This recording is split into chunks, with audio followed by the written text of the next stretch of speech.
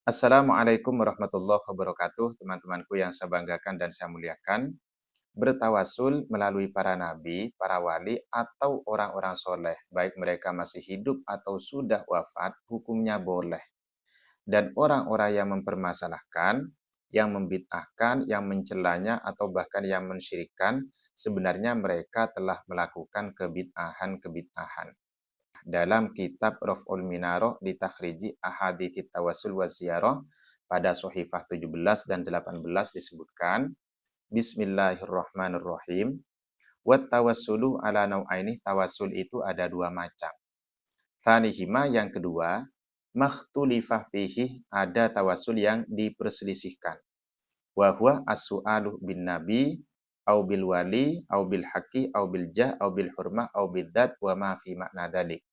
Yang diperselisihkan ini adalah tawasul, meminta kepada Allah dengan perantara baginda Nabi, dengan perantara para wali. Ini diperselisihkan. Namun wal khilafu fihi dhaifun wa mubtadaun. Perselisihan tentang tawasul ini adalah perselisihan yang lemah dan perselisihan yang bid'ah, diada-adakan, teman-teman. Jadi yang memperselisihkan, yang menyatakan haram, syirik, atau yang menyatakan tercela, sebenarnya mereka melakukan kebid'ahan-kebid'ahan. Nah, kenapa kok demikian? Kita lanjutkan.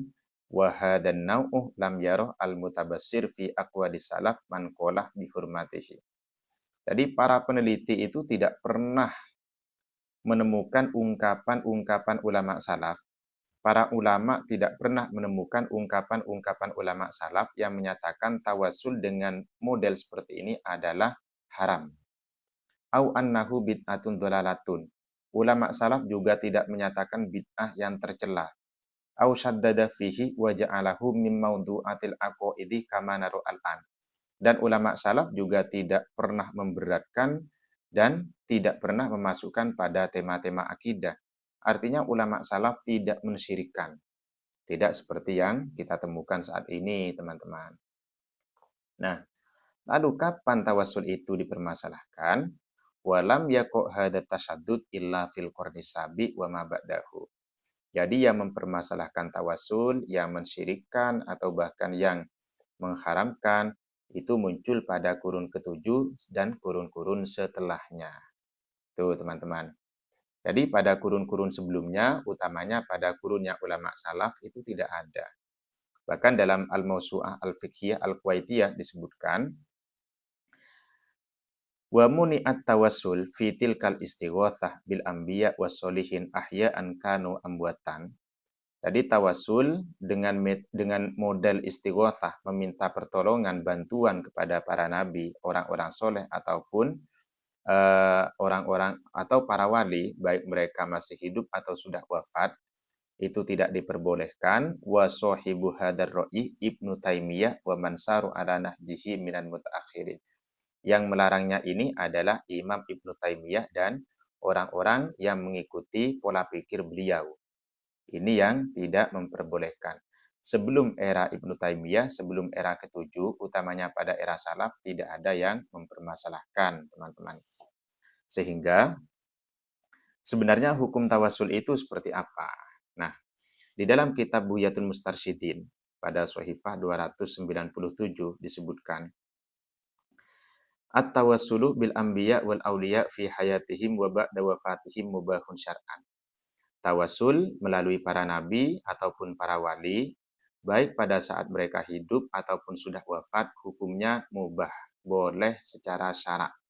Jadi bukan tercela, bukan perbuatan syirik. Hukumnya adalah boleh. Jadi tawasul itu baik tawasul berdoa, kemudian kita menyertakan nama baginda Nabi. Misalkan begini, Allahumma inni as'aluka wa atawajjahu ilaika binabiyina nabiyyir rahmah. Ya Allah, saya meminta kepadamu dan saya memohon menghadap kepadamu dengan perantara Nabi kami, dengan perantara baginda Nabi Muhammad agar hajatku ini dikabulkan. Berdoa dengan doa yang semacam ini boleh. Karena doa ini diajarkan oleh baginda Nabi pada saat ada orang yang sakit mata datang kepada beliau minta doa supaya disembuhkan oleh Allah. Nabi Muhammad mengajarkan doa yang semacam ini. Dan ajaran baginda Nabi ini tentu berlaku meskipun baginda Nabi sudah wafat. Buktinya, pada masa Khalifah Utsman bin Affan, itu ada seorang laki-laki yang mengadu kepada sahabat Utsman bin Hunayf tentang permasalahan yang dia hadapi. Lalu sahabat Utsman bin Hunayf meminta kepada laki-laki itu agar berdoa sebagaimana doa yang diajarkan oleh baginda Nabi. Allahumma inni as'aluka wa atawajjahu ilaika binabiyyina nabiyyir rahmah ya Muhammad. Jadi seperti itu. Jadi kalau ada yang mengatakan tawasul itu hanya berlaku pada saat baginda Nabi hidup, ini menyalahi pola pikir sahabat Utsman bin Hunayf yang menyarankan laki-laki tersebut agar bertawasul melalui doa yang diajarkan oleh baginda Nabi Shallallahu Alaihi Wasallam. Lalu kemudian ada model tawasul dengan cara memanggil baginda Nabi atau memanggil para wali. Seperti ungkapan yang umum, Al-Madad ya Rasulullah. Kami mohon bantuanmu wahai baginda Nabi. Al-Madad ya Fulan. Kami mohon bantuanmu wahai walinya Allah, kekasih Allah. Ataupun Adrikni ya Rasulullah. Bantulah aku wahai baginda Nabi. Ungkapan-ungkapan yang semacam ini, teman-teman. Ungkapan yang semacam ini.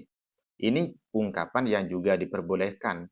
Karena kita minta bantuan kepada Nabi, kita minta bantuan kepada wali, itu adalah bertasabuk, namanya adalah tasabuk, menjadikan baginda Nabi ataupun wali itu sebagai sebab kita itu atau sebagai sebab agar doa kita dikabulkan oleh Allah Subhanahu wa taala. Atau agar kesulitan-kesulitan kita diuraikan oleh Allah Subhanahu wa taala. Jadi pada hakikatnya kita itu minta bantuan kepada baginda Nabi agar didoakan kepada Allah supaya hajat-hajatku ataupun supaya kesulitan-kesulitan yang saya alami ini diuraikan oleh Allah Subhanahu wa taala. Karena pernah pada masa sahabat Umar ada laki-laki yang datang ke kuburan baginda Nabi dan dia minta bantuan kepada Rasulullah. Padahal Rasulullah sudah wafat. Beliau, sahabat itu bernama Bilal bin Harith al-Muzani, mengatakan begini, Ya Rasulullah, istasqi li ummatika fa innahum qad halaku. Wahai Rasulullah, tolong mintakan hujan untuk umatmu karena mereka akan mengalami kebinasaan. Jadi sahabat Bilal bin Harith al-Muzani, dia minta bantuan doa kepada baginda Nabi Shallallahu Alaihi Wasallam. Sehingga ungkapan al-madad ya Rasulullah, adrikni ya Rasulullah, al-madad ya fulan. Misalkan ungkapan-ungkapan ini itu adalah masuk dalam konsep tawasul. Jadi kita itu bertasabuk mencari sebab agar hajat kita dikabulkan oleh Allah, agar kesulitan kita diuraikan oleh Allah Subhanahu wa taala. Melalui apa? Melalui doa para nabi, melalui doa para wali, ataupun melalui kedudukan-kedudukan mereka. Nah, dalam buyahnya dikatakan, wa qaulu syakhsi al-mu'min ya fulan inda wuku'ihi fi siddatin. Ungkapan orang Islam yang mengatakan ya fulan, al-madad ya Rasulullah, al-madad ya fulan, misal. Ketika dia mengalami kesulitan, dakhilun fit tawasul bil mat'u ilallahi ta'ala. Ungkapan itu masuk dalam konsep tawasul, meminta pertolongan kepada Allah dengan perantara orang yang dia panggil itu. Wasarfun nida ilaihi majazun la hakikatun, memanggil dia atau mengarahkan panggilan kepada dia itu hanya majas bukan hakikatnya. Sehingga wal makna ya fulan atawassalu bika ila rabbi ayyuqila ithrati au yarudda ghaibi. Wahai fulan ataupun wahai nabi, saya bertawasul dengan perantaramu kepada Allah Subhanahu wa taala agar dosaku diampuni, agar barangku yang hilang dikembalikan oleh Allah. Jadi fal mas'ul fil haqiqah huwallahu taala, yang diminta secara hakikat itu adalah Allah Subhanahu wa taala. Jadi itu teman-teman ya, seputar tawasul. Jadi tawasul itu boleh, bukan perbuatan tercela haram, bukan perbuatan yang syirik. Untuk dalil yang lebih lanjut kita akan bahas pada pertemuan selanjutnya. Itu saja. Assalamualaikum warahmatullahi wabarakatuh.